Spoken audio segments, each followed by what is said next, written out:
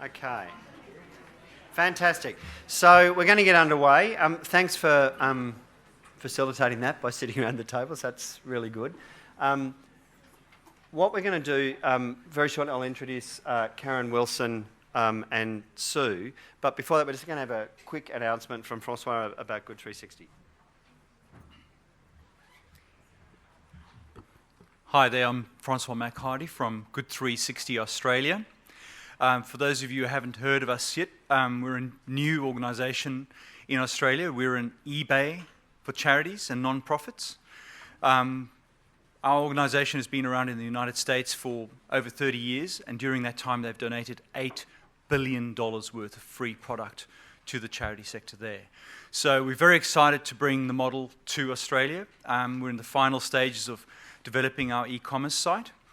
We have a table next to the registration table in the front where we'd love you to pop in and pick up a brochure and have a chat to us. I can demonstrate our e-commerce site. We've got a live test site to show you what it looks like. You'll be able to register with us and become recipient organisations for free product that's being donated by the commercial sector. Some of you may know there's hundreds of tons of product wasted every year by being thrown away because companies couldn't find people to give it to. So we provide a one-stop solution for you to receive that. So thank you and look forward to speaking to you. Thank you. Thanks, Francois. And if I'd known about these guys when I first took over and that we could get furniture, corporate furniture from these guys for free, and they've got some now, they're clearing 8 floors or something, go and speak to them. Like I work with furniture that really could do with being replaced, so go and speak to them. Listen, now, I said to Sue and Karen that I'd try and get an indication of who's in the room. So can you raise your hand if you're a HAC-funded respite service? Yeah, so we've got a few of those. Raise your hand if you're a disability-funded respite service. A few of those as well. If you are NRCP funded. Okay, a lot of those. If you are a CRC or associated with a CRC, a lot of those too. Have I missed out anything that's important? Carers. Oh my goodness. Shoot me. Shoot me. Welcome to the carers. Sorry about that. And mental health respite. Thanks, Janine. Young carers. Okay. Aging carers. Okay, we're going to be a rambunctious bunch, aren't we? Okay, yep.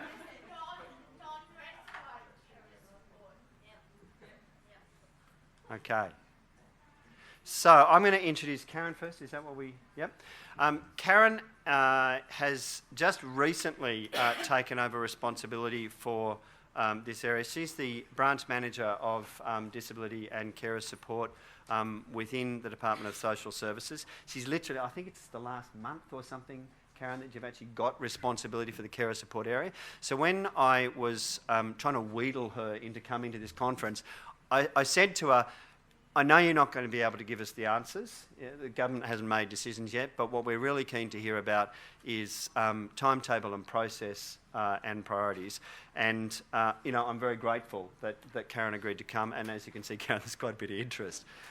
Sue, I've known and been working with for a bit longer. Sue's the policy manager at Carers Australia. We've got a lot of overlapping interests with Carers Australia, and I have to say they are outstanding advocates for carers. If I could find some way of getting, not that I want to get the Prime Minister into like it too much more than he is, but if I could find a way of getting the Prime Minister and other politicians peddling to support carers and respite services and people with disabilities, I would, look at her face, I'd be doing it too. But as well as that sort of stuff, which is quite public, these guys do a lot of really good research and policy advocacy, and we're really pleased to be able to collaborate with them. So please welcome Karen. Just got to get your prezzo up, Karen. There we go. Click it in. Thanks a lot for that introduction, Chris, and thank you for inviting me along. As Chris said, I'm the branch manager of Disability and Carer Policy in the Commonwealth Department of Social Services, so we used to be called FACSIA before the change in government, and before that FACS, and a long time ago we were Department of Social Security. And I've been in the department for that long. I firstly, just want to acknowledge the traditional owners of the land on which we met today. Unfortunately, I wasn't here yesterday for the Welcome to Country, so I just wanted to pay my respects. So what I wanted to talk to you about today is the new Department of Social Services and how we've structured ourselves, what we're thinking in terms of taking a whole of sectors, across sectors, perspective on carer issues, what we've heard from stakeholders over the past few years, particularly from the aged care reform process, and some ideas we've been thinking about for a more integrated carer support model. So within the, since the change of government and the Machinery of government changes, we now have in social services aged care, disability and mental health all together in the one department. And that presents a significant opportunity for the department, because prior to that we had aged care in Department of Health and Ageing and disability and mental health in the old FACSIA. And, you know, as you know, in bureaucracies we try and talk to each other, but often, you know, having different lines of accountability, different ministers makes a real difference. So now we have the one minister, Minister Mitch Fifield, responsible for aged care, disability, carers and mental health, which is really exciting. And I think you'd all agree, and what we've heard from consultations in the past, that the current way that we approach support for carers is very much driven by programs. And as you all put up your hands, you're all getting funding from a number of different sources for a number of different programs. But at the end of the day, it's about supporting people who need assistance and also their carers. So we have started in the department, so I'll just go back a step. So my area is a broad policy and carer area. I don't actually run programs. They're all still run in their different areas of the department. But I've been asked to come in and sort of, I guess, take a helicopter view across the department and say, okay, you're doing this in aged care, you're doing this in National Disability Insurance Scheme, this is what's happening in mental health. Can we try and connect up some of those reforms? Can we learn from each other? You know, can we take a point of view that looks at the carer and how the carer interacts with all those different programs? And as Chris said, I was only given this job about a month ago. But nevertheless, it's very exciting. One of the first things we've done, well, two interesting things. The first one is we've started to have regular conversations across the department on carers' issues. Yes, I know it sounds simple, but it wasn't happening before. So every month now we get the senior people in all those areas together, and we're starting to build up an agenda. What's happening in aged care, what's happening in NDIS, you know, are there different ways that we can think about doing things? The other thing we've just started doing is having quarterly meetings with Carers Australia, and that's just not aged care meeting with Carers Australia and then NDIS. It's getting all those people around the table with Carers Australia. So again, we're taking a more of a DSS approach to how we engage with stakeholders. So just by way of context, it was interesting to hear from Karen Jones this morning about the number of informal carers in the UK, but we actually have a lot more in Australia. I didn't quite realise that. So there are about 2.7 million carers in Australia looking after someone with a disability, with a medical condition, with a mental health issue, or someone who's frail-aged. And you would know better than most that the caring role can be very diverse. It can be intermittent, it can be full-time, it can be short-term. Carers can be combining, you know, work or study with their caring responsibilities. The other interesting thing that Karen was asked this morning about the under 65-year-olds and over 65s, and that's how our system is set up with aged care for people over 65 and their carers, and then other programs for people under 65. But it's interesting that 2/3 of carers in Australia are caring for someone who's actually under the age of 65, and yet the majority of DSS funding goes towards aged care programs. And I think the answer to that is because with the under 65 and carers, a lot of it is coming from the state and territory governments. And that's not a piece of the puzzle I'm going to talk about today, because I haven't yet had those discussions with state and territories about services and funding that they provide to carers of people under 65. But it's certainly something that we will want to discuss with them once we've got our act together, I guess, in the Commonwealth. But the under and over 65 distinction is challenging, because it'd be interesting to hear your views, but I'm not sure that carers, they face physical, emotional, mental health, other sorts of issues, regardless of who they care for and the age of the person. In some ways, I think the system's been designed probably around funding streams and how we're set up in the Commonwealth to get funding through the budget. The other thing I just wanted to remind you of, that even though we've got big aged care reforms, we've got the NDIS, which the Productivity Commission said, will likely to free up some informal carers from the amount of caring that they currently do, there still is going to be an increasing demand for informal carers going into the future. And this slide is some work that NatSem did a few years ago, but I still think it's very useful. They estimated that the future supply of informal carers will not increase at the same rate of demand for care. And most of the increase for demand will come from older people with a disability, whose numbers are meant to increase by around 150% over the next 25 years.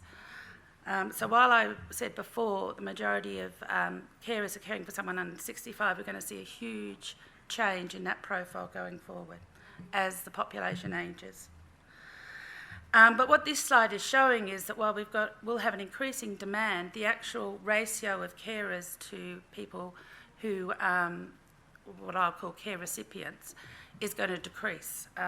And I think some of that is due to the fact that carers age themselves. It's to do with other changes in family formation and lifestyle, with more, women working full-time, undertaking education. So there's a whole lot of things driving this trend. But I think the question remains is, how do we respond to that challenge to ensure we've got enough informal carers to keep supporting people through the future, knowing that the formal care system is not going to take up all that demand. And just within DSS, we started to do some work just putting together all the programs that we fund, and there's about 10 in total, and the total funding is over 500 million. So as I said, there's a lot of different programs, and you're very aware because you get funding from all those different programs.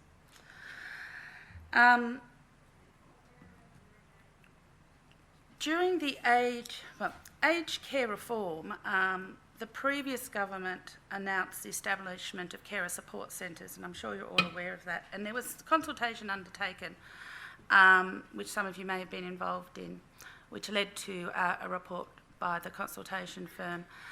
And I just wanted to go back to that and remind ourselves of what came out of those consultations, because I think some of the feedback from stakeholders will help us consider what a new model might look like. And so the consultations found that carers still experience difficulty navigating the system. Where do you go? Do you go to My Aged Care Gateway? Do you go to NDIA? What if you're caring for younger and older people? How do you navigate that system? Where do you go to get information about carer payment, etc.? They'd also like to make it easier for carers to identify the service and the point of access. Wanted a more streamlined and coordinated system, so rather than having to go to get support from this program, but then you really need a bit of support from that program and it's not joined up. You have to try and navigate that and work that out yourself, or get your service. Some service providers get multiple funding, so they can do that for customers, but that's not always the case. And limited communication and coordination between different levels of government. And I've spoken about, DSS is starting to try and coordinate within ourselves. Our next step will go out to Commonwealth agencies, so we need to talk to the Department of Health, obviously, and then go out to states and territories and talk to them as well about how the whole system looks nationally. So just touching a bit on aged care reform, I know there was a presentation yesterday by Lucille, our New South Wales State Manager, about the Commonwealth Home Support Program. So I won't talk too much about that, but it is bringing together a number of current programs into the one program stream to provide support for people over 65 and their carers. And my understanding, having been on and looked at the My Aged Care website, is that it's a one portal that you can go into, and then do a sort of online assessment. And behind that, there's a whole lot of information referral pathways, and they're currently looking at establishing regional assessment centres, which again, it's based around the aged care customer, but my understanding is they also are going to do assessments of the needs of the carers as well. So that's a new innovative model for aged care, which is rolling out from mid next year. And on the other big reform agenda is the NDIS, which we heard a bit about this morning. So the NDIS has a different approach to the aged care approach. It's about the person with a disability and identifying their goals and needs and developing a plan, and then an individualised package of support that they can then go out and purchase from the market, as Kane was talking around.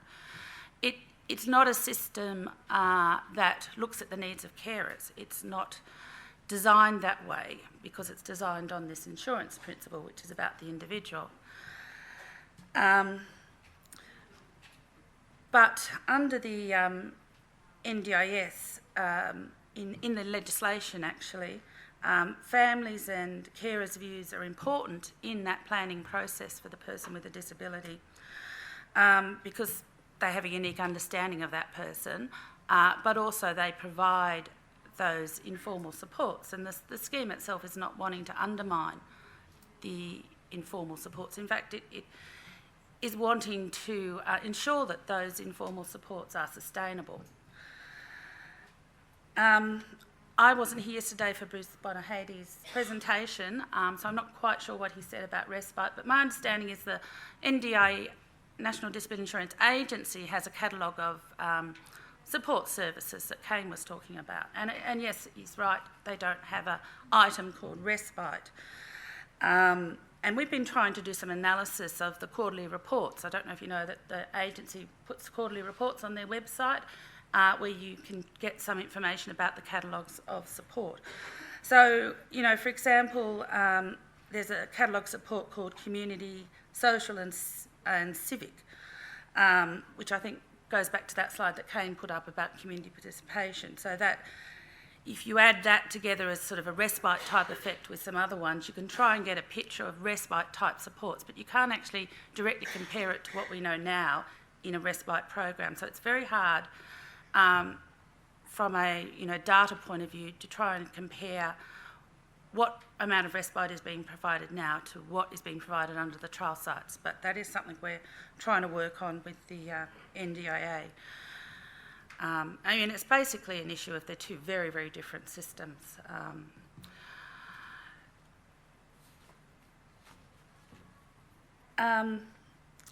Just going to say that we have had some discussions with the agency about how things are going on the ground.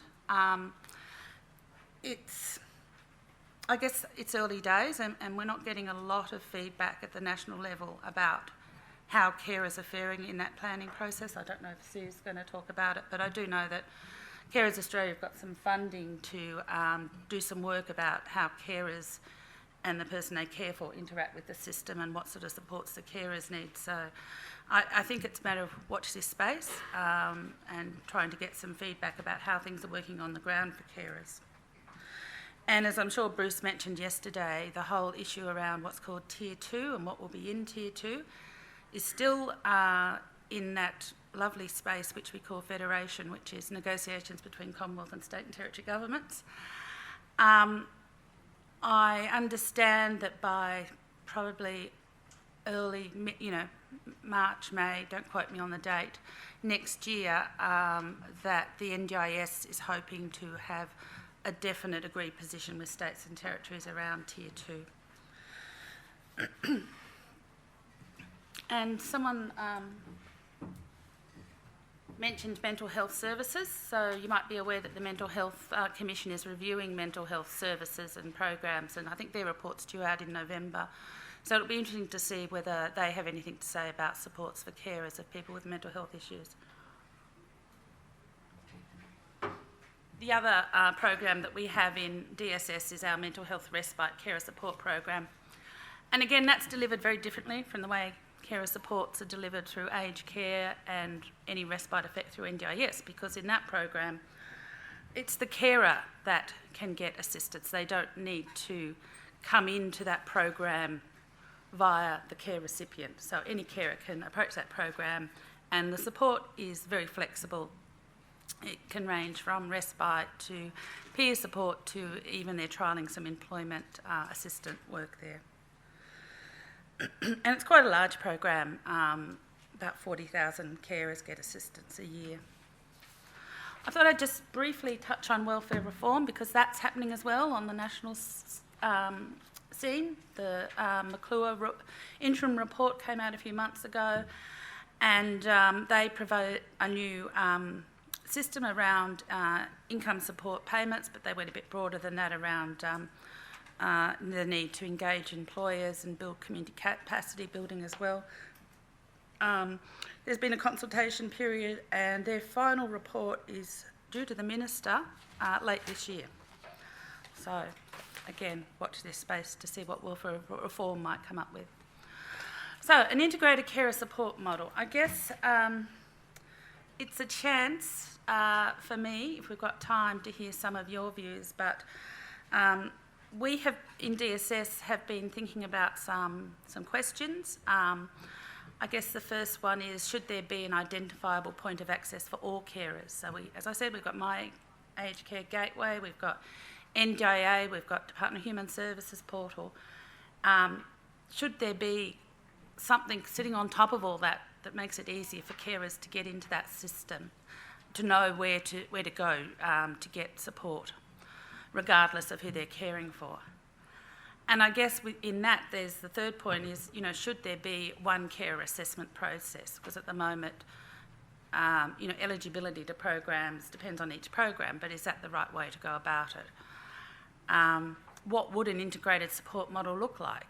I guess one of the things we've been thinking about is, should we have a system that doesn't have this under and over 65-year-old divide? That may be a bit long-term vision, given that aged care reform is rolling out very quickly and the NDIS is in a trial phase, and we're still very much learning how that's working on the ground. So the two reform processes, there's a timing mismatch. So maybe it's a bit too ambitious to think about, doing something that integrates the whole of carer supports regardless of those reforms. But an interim step could be, to try and replicate something like the Commonwealth Home Support Program. Could we bring together all the sort of programs for carers of people under 65 together and simplify that in some way? We'd still have that age distinction, but at least then you wouldn't have all these various funding pools and different levels of support. It would be more integrated. And then I think the other thing that I know this government is very interested in and has been sort of reflected in the interim welfare review report is around how do we effectively support carers to either engage in or remain in education, training and employment. There are many carers who work full-time. Working as a carer, and I know this because I'm a working carer myself, really relies on having a very flexible workplace. You've got to have that flexibility to be able to say to your boss, sorry, I'm out of here for 6 weeks, I can't do anything about it. So we've been talking to Carers Australia, but also talking to the New South Wales government, who are quite keen on engaging employers to, spread the word about carers as being good employers what helps to keep carers in the workplace.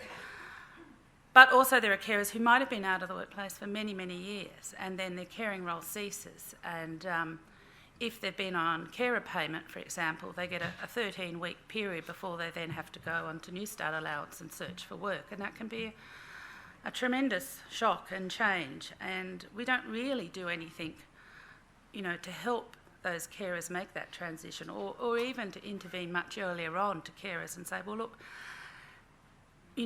do you want to start thinking about training or studying, or how you can combine that with carers? Do you need some assistance to help translate what your skills are into, this day and age? So there's just a few ideas that we've been thinking about, just a few little things. So what we're planning to do over the next 6 months is to start consulting more with stakeholders. Still thinking about how best to do that. The aged care reform has a carer consultative advisory group, which we can tap into. We can also tap into the National Disability Insurance Agency advisory group as well. But it may be that we might hold some roundtables, probably talk to Carers Australia and Chris and other stakeholders about what's the best way to sort of start having a discussion about some of those ideas and questions. What are the risks? What are the benefits? What's actually might work? And then finally, I'll just finish on the Commonwealth Respite and CareLink centres, because I was anticipating I might get a question about it. Because I know the funding runs out of next year. I do know that. And I don't, as Chris said, I don't have an answer for you. It's a decision for government. As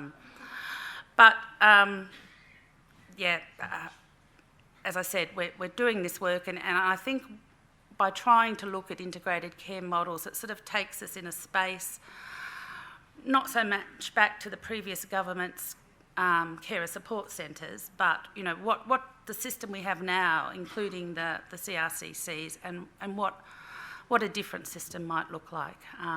We don't, there's a limited window of time to try and do that work, but you can be assured that Minister Fifield is very, very interested in this area, and so is Minister Andrews as well. So that is, I find that really heartening, and I think there's a real opportunity we've got now.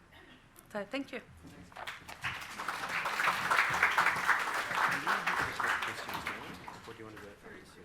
I don't mind. Maybe I'll just swap my card. So, can I just, I just checked in with Karen. She will take questions, and we'll do questions of Karen and Sue after Sue's finished as well.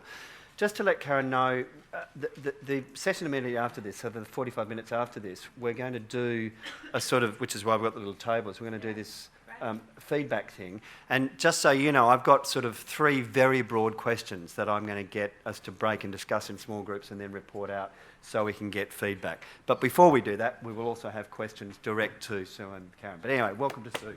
Thank you.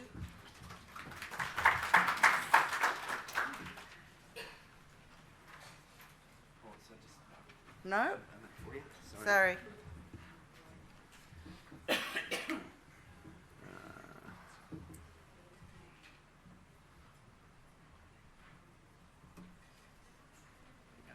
Sorry, folks, I'm technologically, and you've taken my notes, illiterate.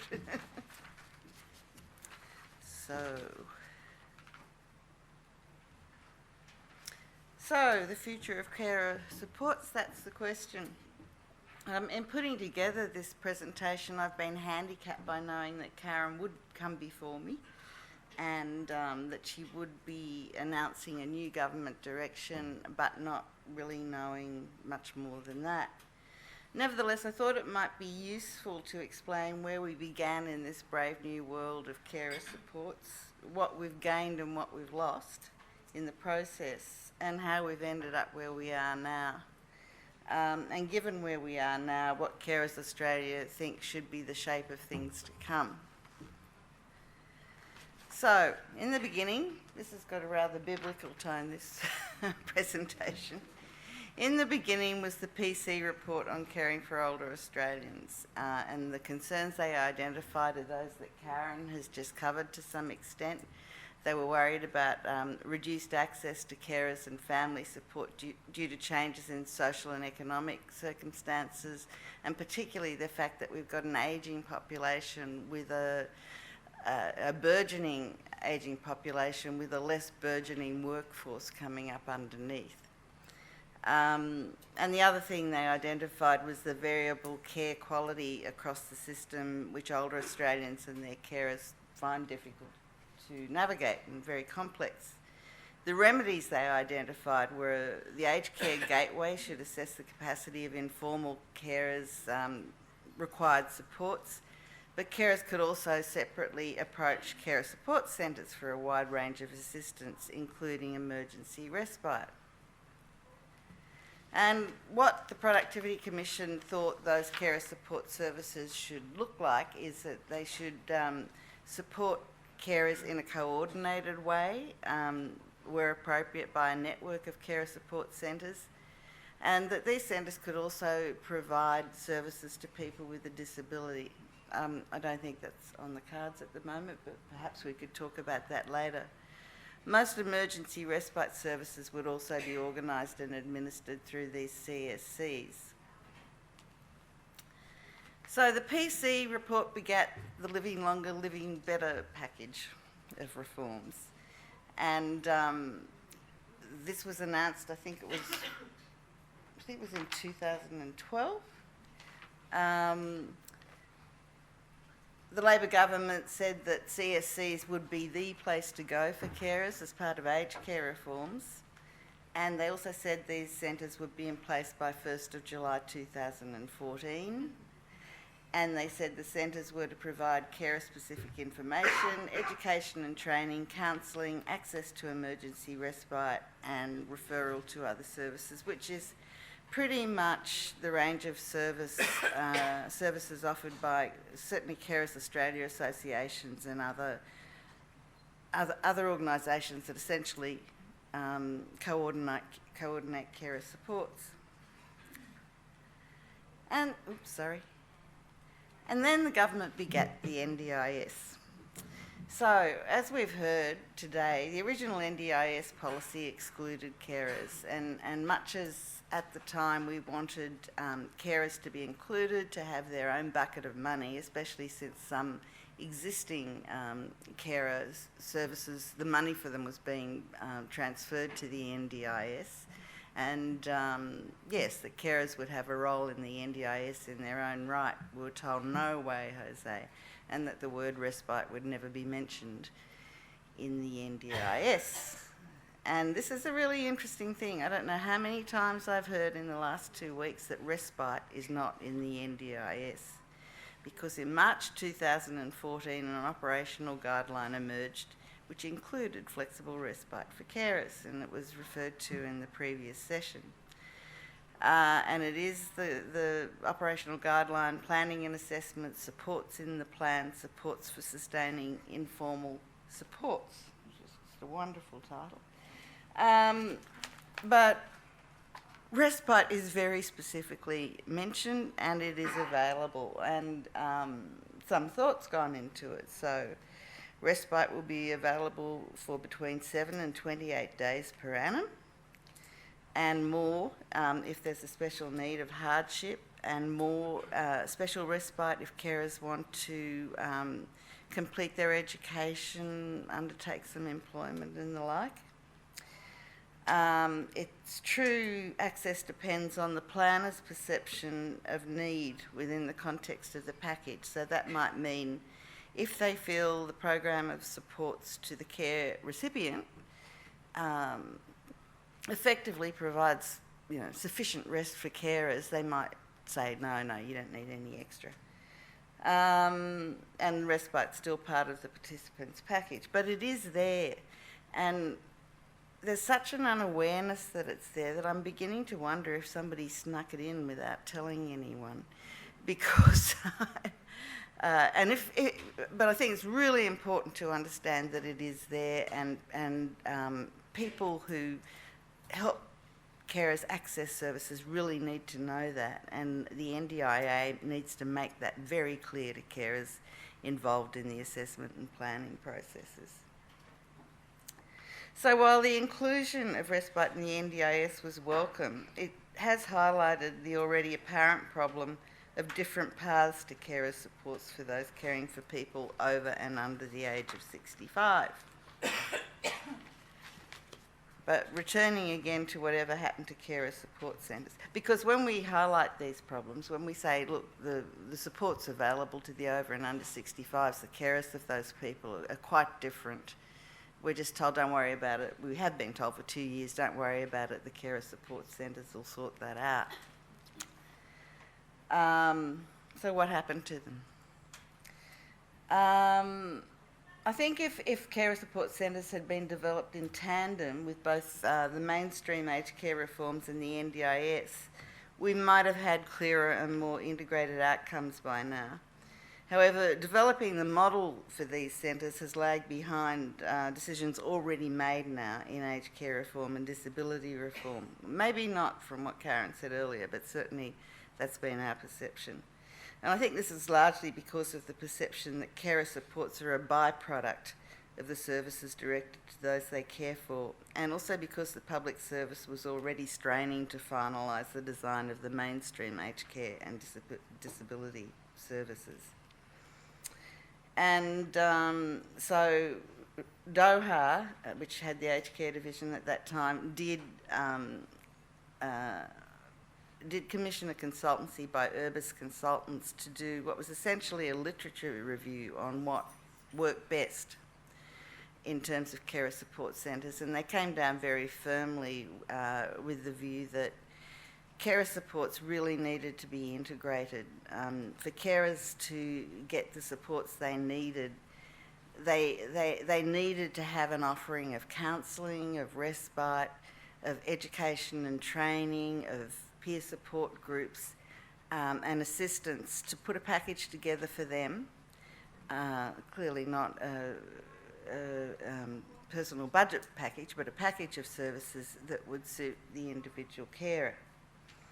Urbis also did do a series of consultations, and the department, DSS now, will come back to them, but I'd have to say that there was a great deal of criticism of those consultations, which I can explore further. Basically what it came down to was not enough people involved and a perception that the consultants had already made up their mind. They weren't really listening. So where am I at to? Oh, right. Yeah, so as with aged care, subsidised respite comes through the NDIS participants package. And where carer supports for carers of people with a disability who are not eligible for the NDIS, we still don't know where they'll sit. So that I think when the NDIS is fully rolled out, it's expected to cover about 430,000 people. But in the last ABS survey of disability ageing and carers, they identified that there are a great deal many more people out there with severe and profound core, lost the term, anyway, problems. And I think they identified well over 700,000 people. So there is this tier 2 group of people and their carers who have no place in aged care and who have no place in the NDIS until somebody figures out what that's going to be, which Karen was saying could be at the beginning of next year.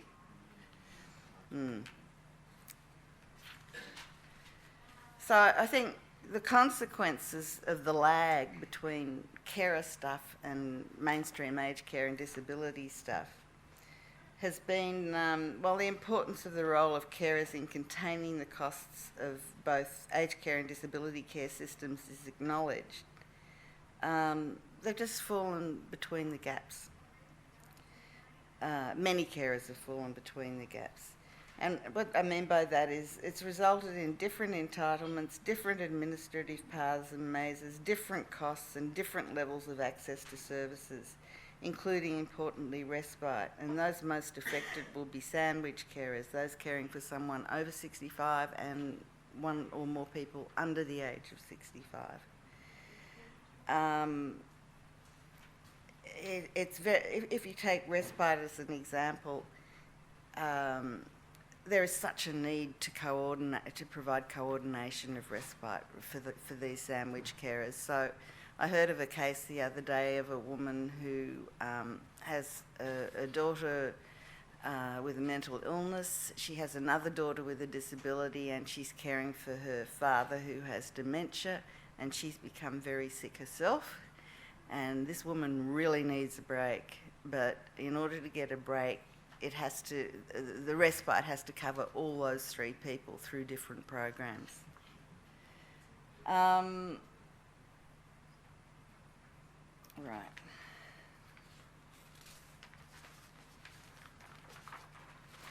And I didn't flick forward to the slide that would help you understand that. Another problem is because nothing happened with the CSCs, the funding to existing CRCCs and actually funding for different programs for our own associations were extended for 1 year to July 2015. And to go on with this biblical strain from Samuel 2, we've been caught between the thick branches of a great tree, and our hairs got caught in the tree and we've been left dangling, while the mule, represented by NDIS and aged cares, just kept moving on. It's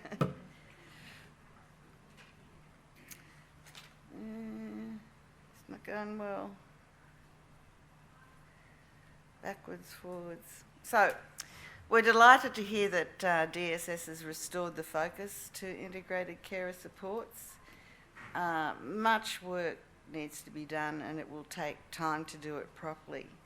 And our two asks are that associations representing carers be closely consulted in the development of these models. And secondly, that funding to existing providers be renewed for another year at least.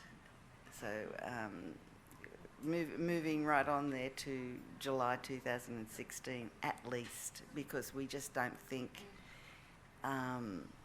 we think the same thing that will happen has happened with CSCs. The government's not going to be ready by July 2015, especially now it's kind of starting from scratch. So there are other things that I was going to talk about in this session, but I realised I'd run out of time. And these include future supports, which we think will need to be subsidised and available to carers. And among them are new communications technology supports that will allow for some level of remote caring. And I won't go into that in too much detail at this point, but where you can actually leave somebody at home. And I worry a bit because I think the person will be covered in nodes and the house will be covered in nodes, and but you will get the emergency message every time someone has a fall or the kettle's overboiling, or whether these are going to be of help or not, I really don't know. But we do have a Carers Australia National Conference in November, and we're bringing somebody out, a woman called Sue Elderton, who many people will know from England, who's been working on these issues for the last 5 years. And our other big push for the future is combining work and care, and looking in some detail at the flexible working conditions that should be appropriate to carers, but also we're establishing a business case for that with employers, and it's not a hard case to establish. So if you're interested in our conference, go to our website. Okay, thank you.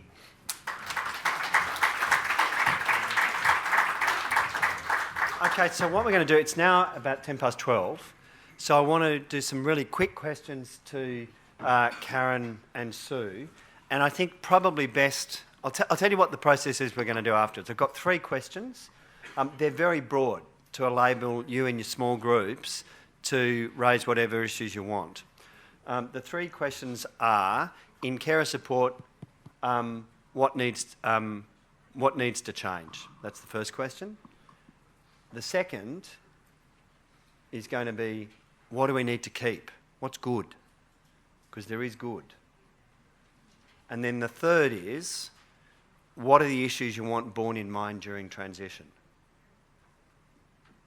Now, I know they're really broad, and given the number of people, I'm not going to get to report out all of the details. So what I want, when we get to it, is I want a person in each group who writes down your responses so that I can collect them, because we'll write them up and we'll circulate them to you. But before we get to that, questions? Raise your hand if you've got a question for either Karen or Sue. Yep. Here we go. Please identify who you are. Peter Heggie from Carers New South Wales and Western Sydney Partners in Recovery, and also a carer. And the question is for Karen. As a recipient of the carer payment, I have opportunities for education to possibly move into part-time or full-time work. The 25-hour restriction means that I cannot actually take up that opportunity, because at clouting travel time, I can't actually get back within the 25 hours. And that would be a wonderful relief if it could be changed. I was wondering what's the possibility of that and how would it happen? Yeah, I'm aware of that issue, and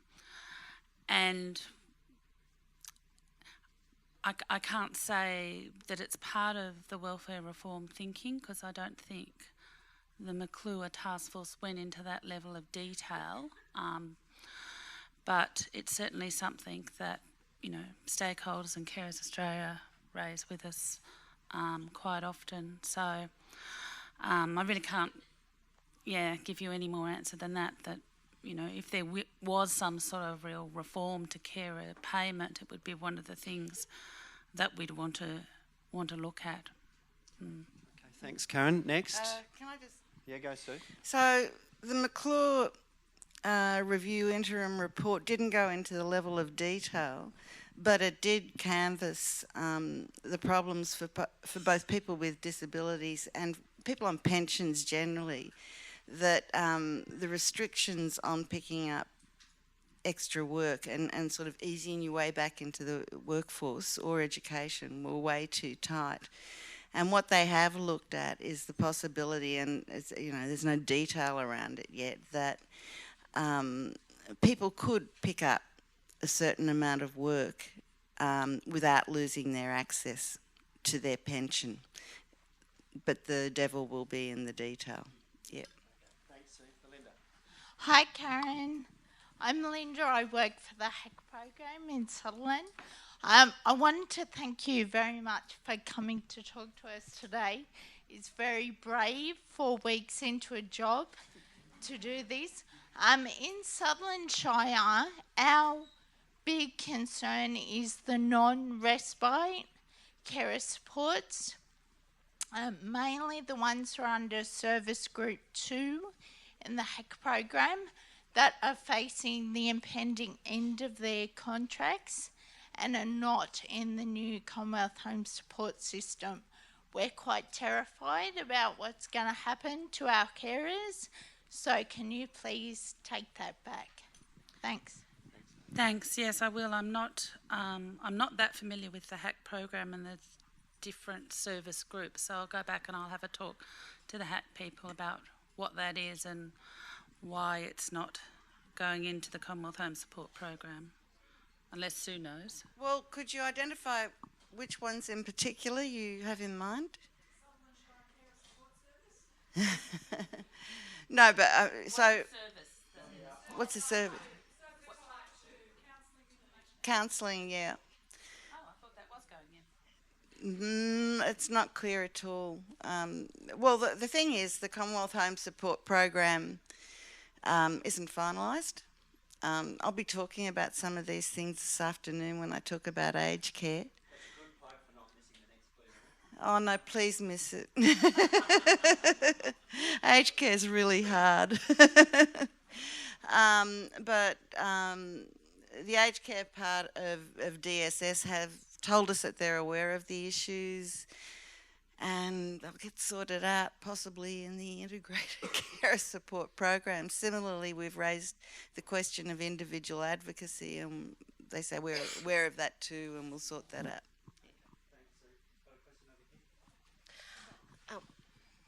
Hi, my name's Melissa. I'm wearing two hats today. I'm a board member of Interchange Illawarra, but I'm also a parent carer of 3 children and a sole carer as well. And I'm speaking with my parent carer hat. A few issues that I never really hear mentioned that are massive concerns for myself. My daughter has a very significant disability, so my ability to work full time is near impossible. I'm on call most times. I just spent a month in intensive care in different hospitals myself, and family support wise for the past 10 years I've pretty much had to do it by myself. My concerns are I did have a career before diagnosis. My chances of career right now, I'm always on call, is quite difficult. So therefore I'm not earning super. And then what small amount of super I was able to use before diagnosis is expected to be completely cleared out so that I can afford to modify a vehicle. So other concerns that I have as a carer as well is that in regards to siblings, carers carry a lot of stress as well because they're constantly worrying about how their other kids are coping, because obviously they miss out on other opportunities that other kids get to do because of the concerns when you do have a child with quite significant needs. And they're not really mentioned, and a lot of them are, I know that there's young carer support, but there's still, I'm a little bit concerned about what's going to happen when the NDIS comes out. And also just posing the question about low interest loans for modification of vehicles, because my daughter's going to be 14 years old and I'm still carrying her to the car until the NDIS comes out to be able to modify a vehicle for $28,000 on top of the cost of the vehicle itself. So, relationships, I mean, sole carers is huge because the divorce rate's almost 80 to 90%, and I think that's something that's not mentioned a lot. And on the ground, I don't, you hear about what's available, but on the ground there isn't much relationship support, especially early diagnosis, and that's when all the relationships are generally falling apart. So, just a little bit more acknowledgement in that particular area as well. And yes, thank you very much.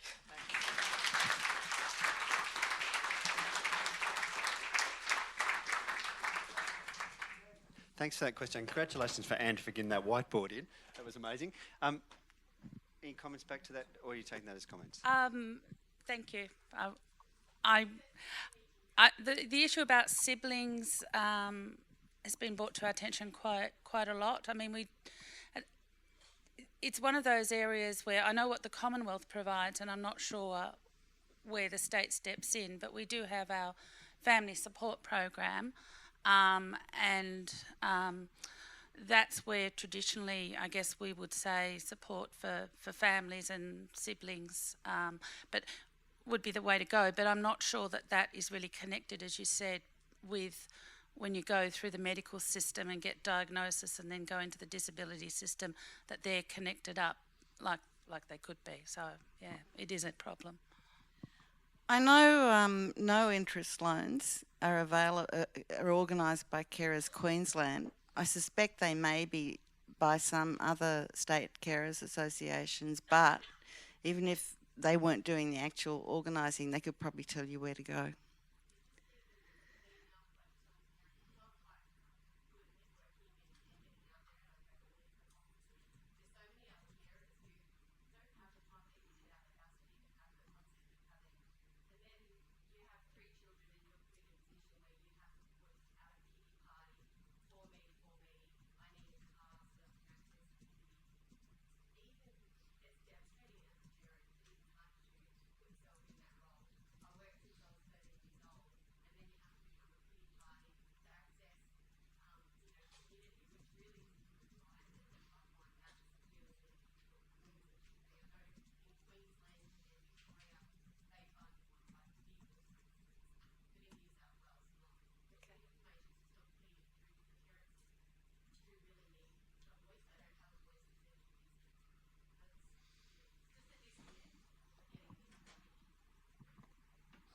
Okay, so now we're going to try and do, it's going to be a bit like policy and speed dating, but what we're going to try and do is get a whole lot of feedback. if you're sitting up the back and say sitting in line, what we need you to do is get into a group.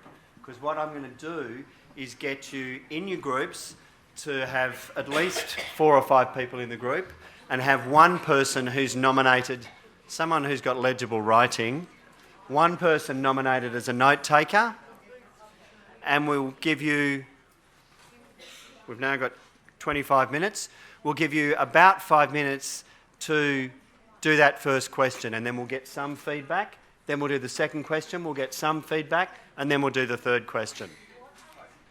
Is that clear for everyone? Okay, so the first question is what needs to change in carer support?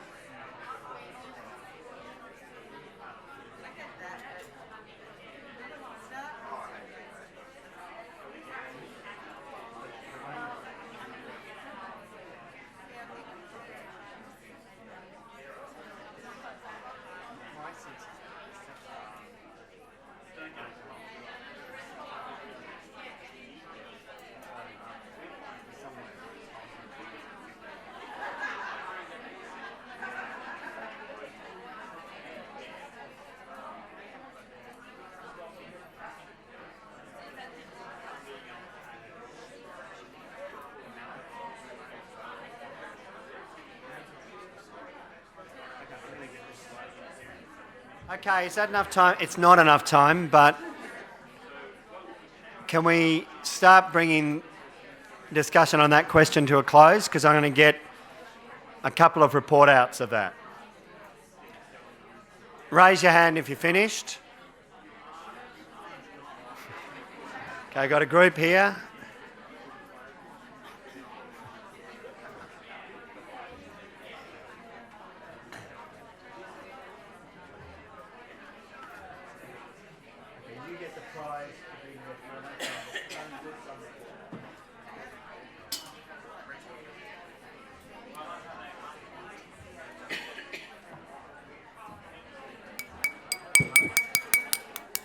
That doesn't work. We've got to stop on that question, guys. So what I'm going to do is I'm not going to get round to everyone. So that's why I've asked, please make sure you've got a recorder with legible writing because I want to get those at the end. But I'm going to start at the group at the front here, who finished first. What were your top two things in what needs to change? And hold on, I'll grab a mic, which is here.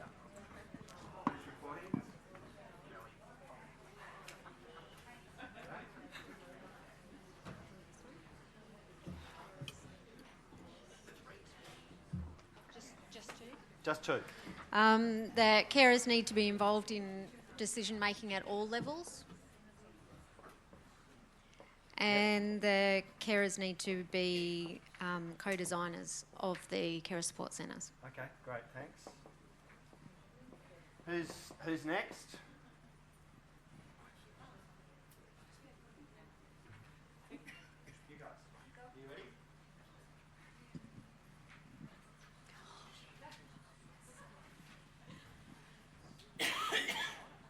Is it on? Oh, I think it's on. I just want to point out to anybody who has said that they would write, you will be speaking as well. Always. That's the rule. It's grossly unfair. The two things that we have written down firstly are certainty of access for carers to services and an ongoing commitment to carers via addressing and to have to be expressed by addressing the support needs within legislation. Okay. And in legislation, do you mean, have you got in mind the Carers Recognition Act or you don't care? No, I'm thinking it needs to be broader, or we're thinking it needs to be Okay, so the answer is it needs to be broader. Who's next? I'm Kavita from Catholic Care, Liverpool. We run some highly successful non-traditional models of carer support groups, and some of the carers are here with me today. And what they have said is active listening to carer support groups where the support leaders, the group leaders and the carers have already discussed what needs to change. And if people liaise directly with us, we can come up with things that are successful and that can be replicated in other areas as well. So that's one thing that can change. So active listening by government departments to existing successful carer support groups.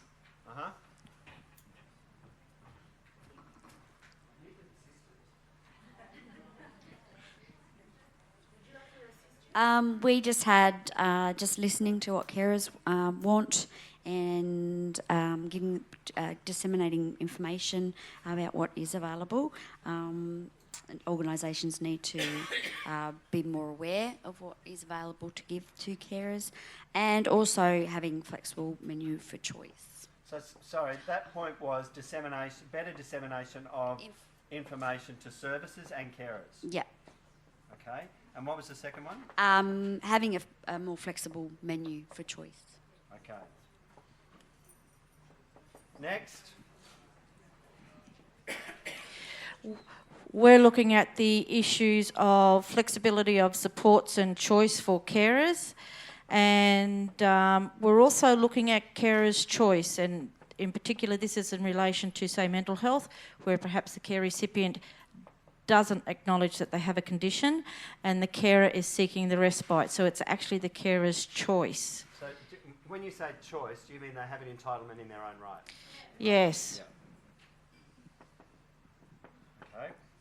Next. And I think we'll have to make that the last one on this question. Where are we? Yep, up the back there, good. Hi, I'm Pandora from the Disability Trust in the Southern Highlands. So we've put forward, and I think this has been touched on already, so a bit of an expansion, recognition for carers on behalf of care recipients who, for reasons of disability or other, can't speak for themselves based on that carer's expertise and other stakeholders in their life.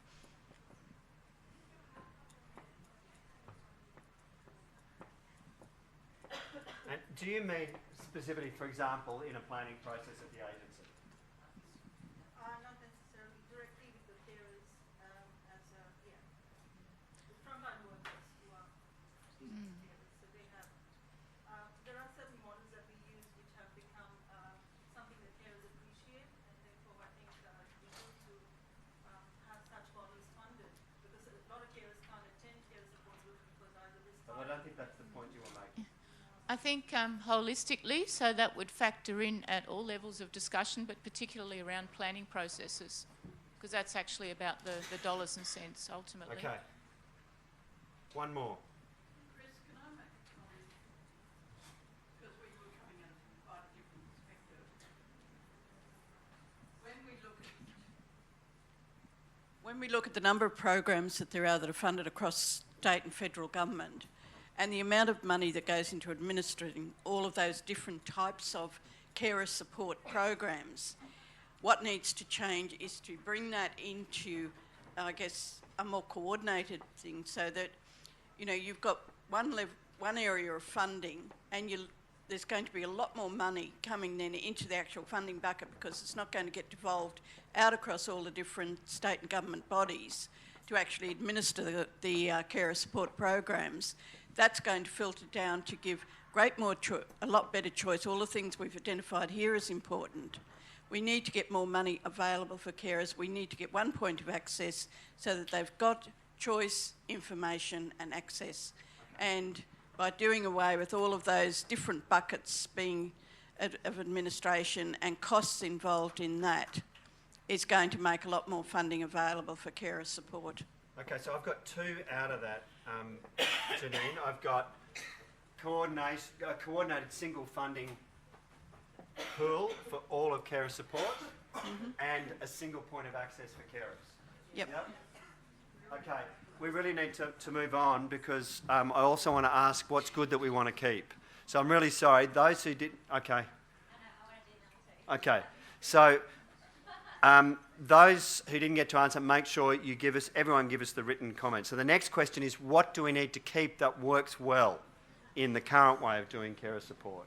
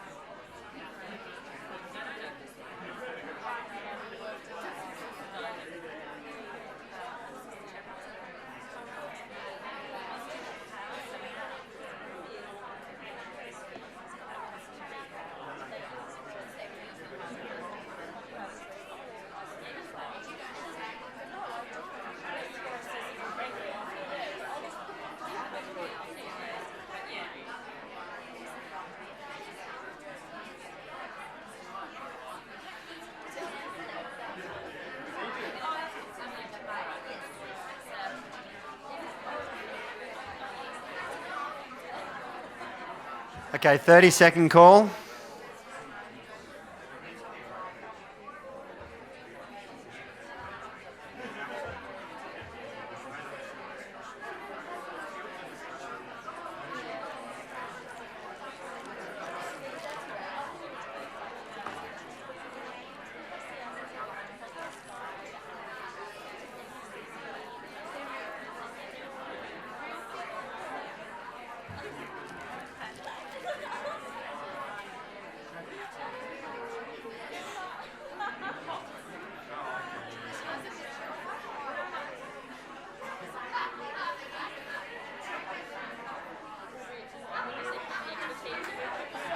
Okay. What we're going to do is we're going to take a mic up the back and start with some people up the back.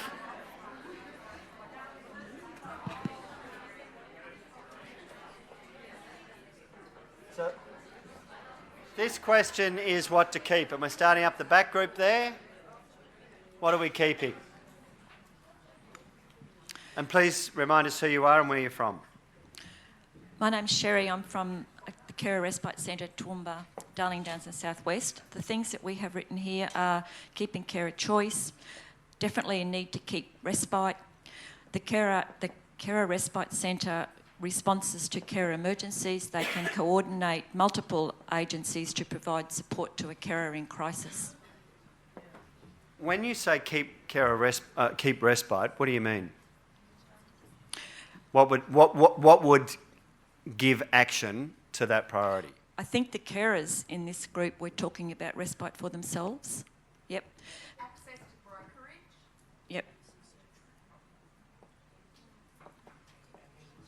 Yeah, and one of the really important things discussed in this group was the capacity of the carer respite centres to respond to carer emergencies very effectively.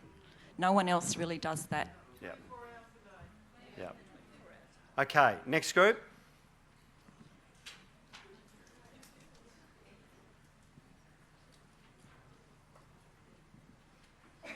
Sorry, I have short little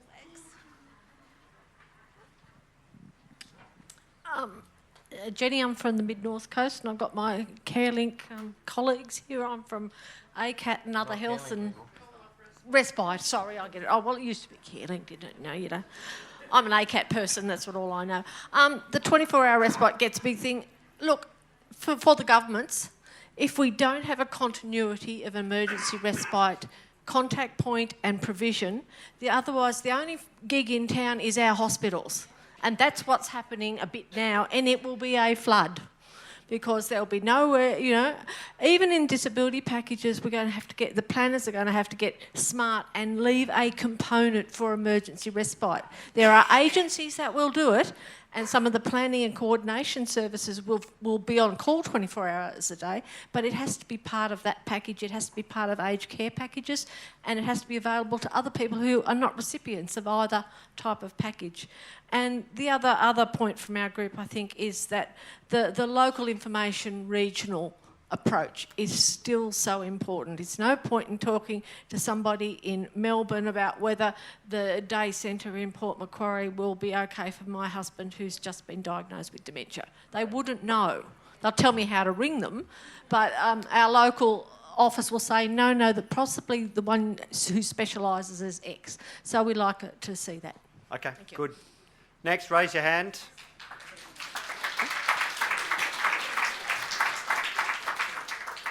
Raise your hand if you've got some, in the middle here. Thanks. David Militz, Carers SA. Our group talked about local carer supports that are non-respite focused. So looking at those that are existing in HAC Service Group 2. A big emphasis on not losing support groups for carers. And also talked about, again, mentioned the expertise of staff and local organisations, and also mentioning specifically skilled carer support workers, so those who are specifically focused on areas like dementia, working with Aboriginal and Torres Strait Islander communities, and it goes on. Okay, thanks, David. One more.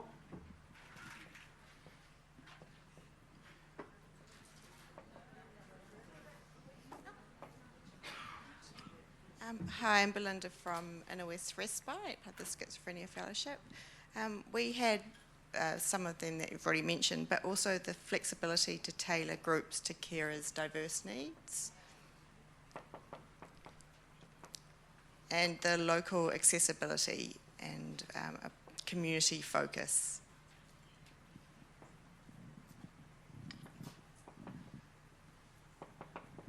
Did anyone talk about innovation in the CSCs?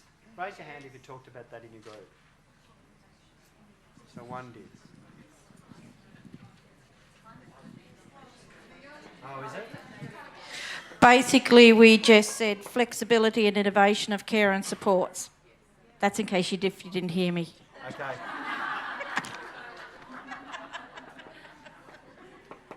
Chastened. Okay. So did anyone hear that? Someone called out young carer program. We actually need to retain entitlement for all the current service users. Like no one should be disadvantaged in the future. If they're a carer now and they continue to be a carer, they should still have access to support. Yeah. Okay. Because I'm now going to crave your indulgence. Just hold on.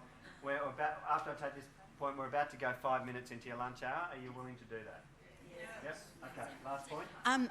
We'd be keen to retain the current CRCC capacity to support carers across a broad range of program types and across each of the mental health, disability and aged care. And, young carers, ageing carers, you name it, we seem to have it. It would be good if we can keep that functionality. So that's the sort of thing, in fact, that I think Karen's talking about when she's talking about an integrated care support program. Yeah. Okay. So I'm going to stop it then. I know there's a lot more, but we're going to go to this last question: is what matters during transition? So a few short minutes just thinking about that.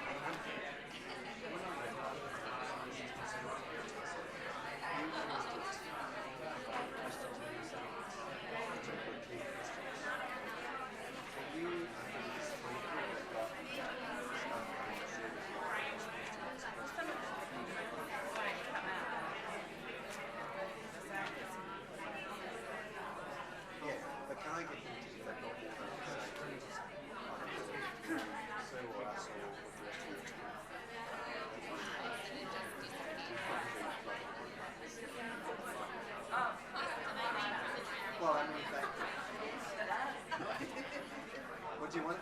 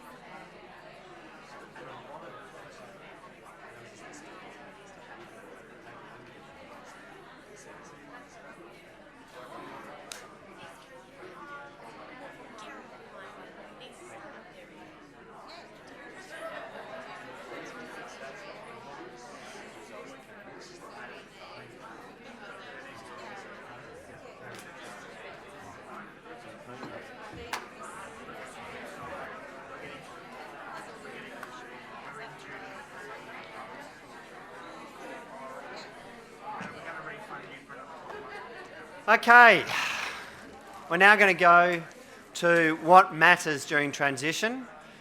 Each of these three questions I get is huge, but let's try and just get some points up about what matters during transition. Who wants to start that hasn't had a go yet? We're over here. Okay. What I think is, you know, currently we've got Lifeline, and that's a phone service for people to call that, you know, if they have a mental health problem or they are carers, but carers wouldn't know to call Lifeline and actually I actually tried to call Lifeline once and it said, if you're in a crisis, press 1, if you're in this, press 2, and I thought, oh shit, I don't know what I'm in. And I hung up. So that was pretty useless, but a carer's line. So any carer caring for any person with carers on the end, but with up-to-date information about NDIS, everything that's involved. Yeah, I think, you know, carers, it's there, something they could access and get information on the spot. Because not every... Yep. I get it, and we're going to move on. Okay. So, and I'm not being disrespectful to the idea, it's just I want to get around. Keep going. Yep.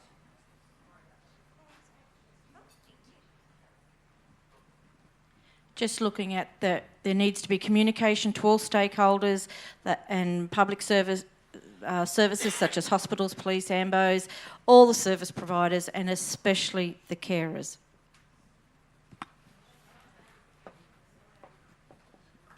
It sounds simple, but sufficient time to transition. And also there was a concern in our group that... Time? Sorry? How much is sufficient time? Someone next to me just said 12 months. Okay. At least. We've now been upgraded to 2 years, and the bids are still coming in. You mean before the next election? Is that?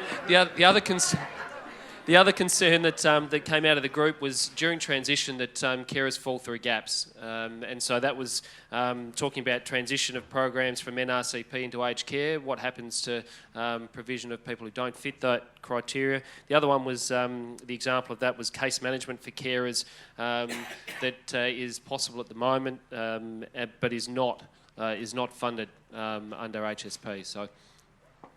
Yep.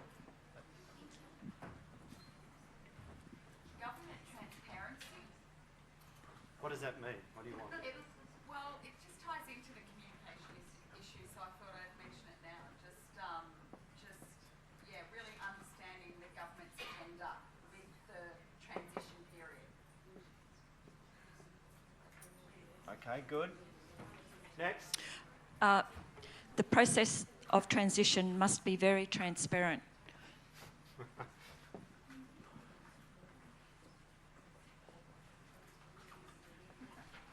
Yep. Okay, so there was an interjection here, and I'm going to pick it up because I've heard it said a couple of times, some clear decision making. So you don't want a decision which means do it tomorrow, but you do want clarity. Careful what you wish for.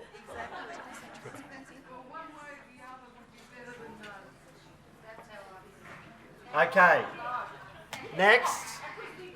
I think there needs to be someone, so along the lines of having a carers line or information line, having somebody to advocate for carers and somebody who's there who's willing to ask those hard questions when maybe they're not. And I think as well it's important to consider all carers, you know, young carers, I'm over here. Really hard to see without light. Okay. Including young carers, carers from cold backgrounds, Aboriginal Torres Strait Islander backgrounds, considering everybody.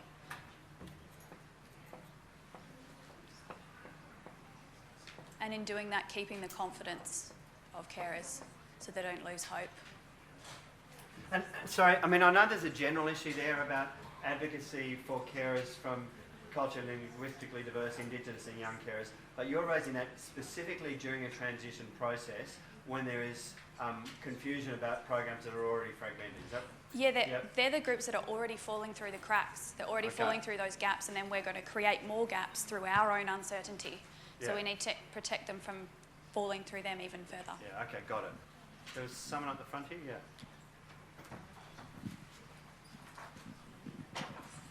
Thanks. I'm Mike from the New South Wales Elder Abuse Helpline, and my group's the Kempsey Respite Service. Kempsey, yes! So some of the, just a couple of quick things. So I fear that some of my comments might be a little misunderstood. So the New South Wales Elder Abuse Helpline is a helpline, and we're a helpline for carers as well as anyone else.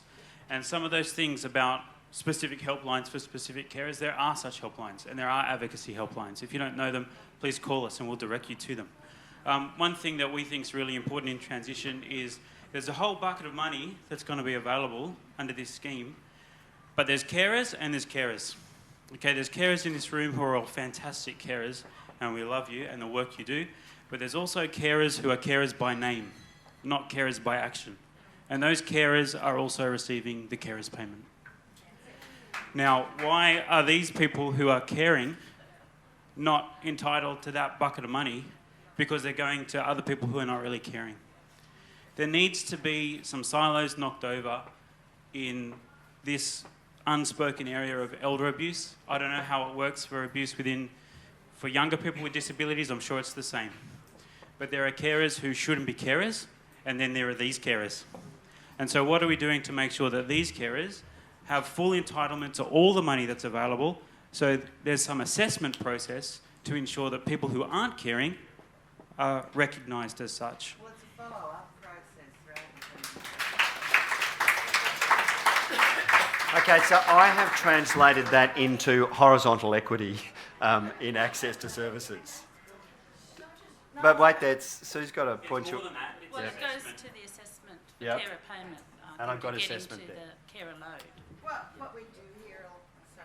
What we do hear a lot in some communities is that people will apply for the carer payment, will be assessed for it, but subsequently fail to do much caring.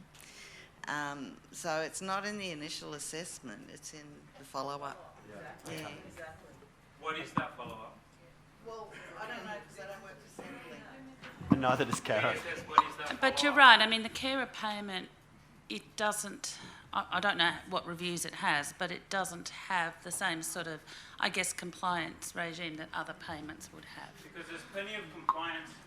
Mike, there's plenty of compliance on these carers. Sorry, my final point. There's plenty of compliance on these carers to report back how many hours they're working to make sure they can continue to get their payment, but there isn't any compliance on people to show how many hours of actual care they're giving. Okay, we've got time for one more transition comment. Put your hand up if you've got one to make.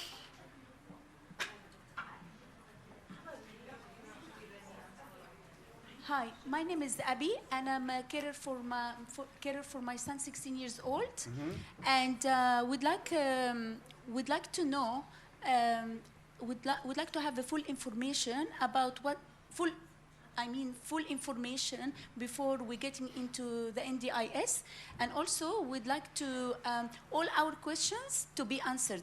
Like today and yesterday, there is a lot of questions being asked, but we didn't get actual answers. Yeah. Okay, and there was someone else just here who had their hand up. In terms of time frames and timelines and information about when the funding's changing, what it's going to look like, who's it going to go to, we're all also trying to retain fantastic staff. So that needs to be built within the timeframe dot point, because a lot of staff are really terrified. They're very passionate about their job, and most of us do the job because we love the job, not because we're going to be millionaires from this career. So paying their mortgage is very important. And it seems to me, I don't know where the carer support centres ended up amongst all the roundtable discussions and similar, but carer support centres in communities run by local communities, not run by larger organisations 200 k's away, know more about their local community than someone from a phone. So it's really what you know and who you know in a local community, especially in rural and remote. So I hope I speak amongst many of us that please don't put 10 providers in because it saved you 90 contracts. So, you know, that's pretty poignant too.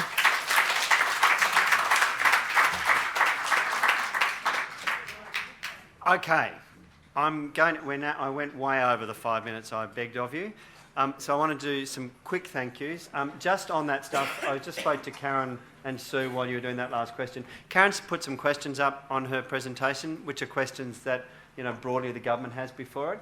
If you've got further responses out of this and you want to communicate them, you can do that either by getting into Karen's team in the department, or onto Sue, or onto me. We'll pass them on. So don't feel this is your only chance. We will, please come before you leave for lunch, come and give us your notes. We will consolidate them all. We'll get them out to all of you, but we'll also get them to Karen and Sue.